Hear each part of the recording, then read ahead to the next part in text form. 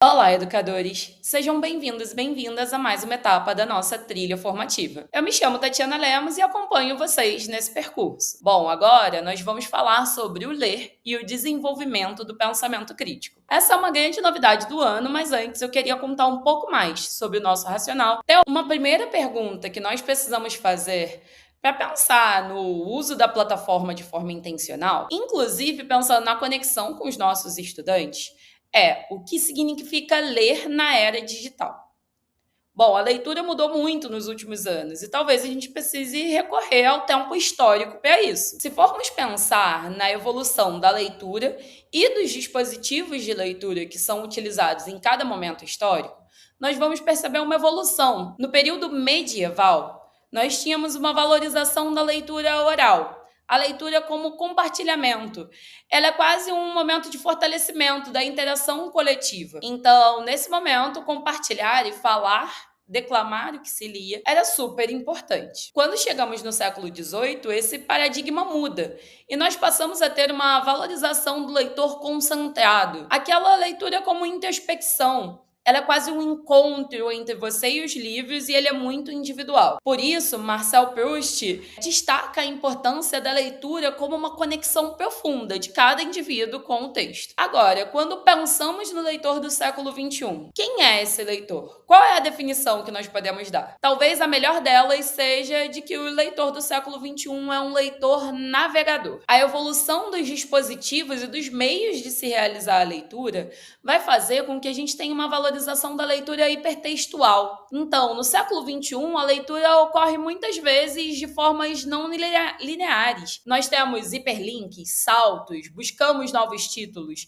Isso faz com que esse leitor ele navegue entre os textos de forma muito dinâmica, cocriando também aquilo que ele está lendo. Se o nosso leitor é um navegador, nós precisamos explorar um pouco esse letramento digital. Então, como esse leitor navegador, ele vai transitar entre esses textos e se encontrar dentro deles. Para Buckingham, o letramento digital ele envolve a compreensão de como as informações são produzidas, distribuídas e consumidas no meio digital, além de uma reflexão crítica sobre a credibilidade dessas informações. Por isso, o letramento digital ele é essencial para preparar os estudantes para um mundo em que a informação ela é amplamente disponível, mas nem sempre confiável. Aqui, vale pensar quantas vezes vocês estavam em um texto e foram a um buscador procurar mais informações sobre aquele autor ou aquele assunto. Quantas dessas informações são válidas? Quais não são? Como nós podemos fazer essa curadoria? Isso é essencial para letrarmos esses estudantes para o mundo digital. Colin Lanzhor e Michelle Nobel são dois autores que vão ampliar essa discussão sobre letramento digital.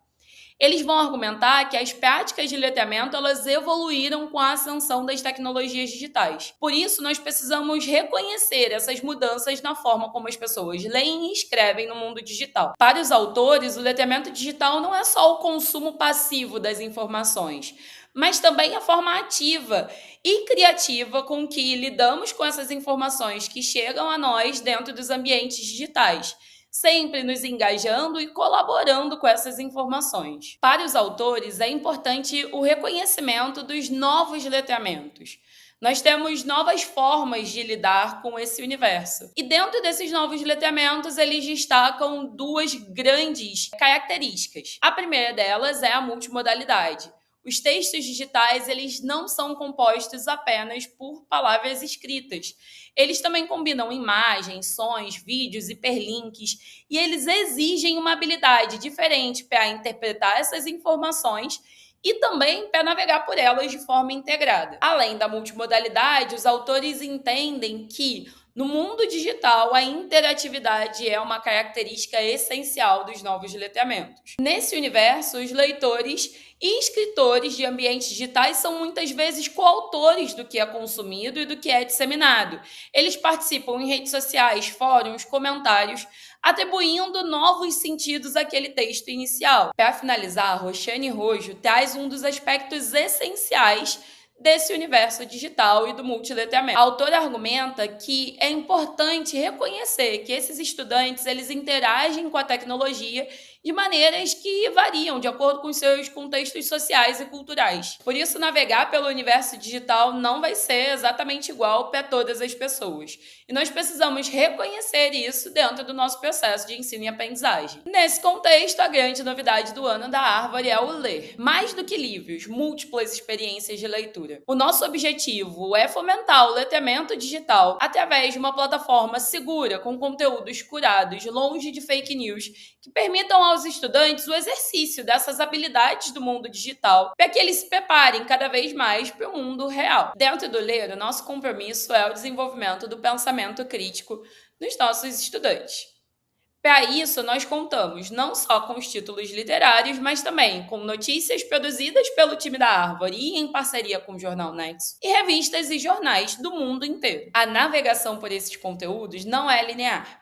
Os estudantes vão encontrar diferentes formas de acessá-los e de fazer a própria curadoria de quais conteúdos são interessantes. Aqui, nós sempre vamos trabalhar com temáticas contemporâneas, pensando em como nós podemos apoiar os estudantes na percepção das diferentes perspectivas envolvidas em uma mesma temática. Ao longo da nossa trilha, nós vamos explorar mais as novidades do ler.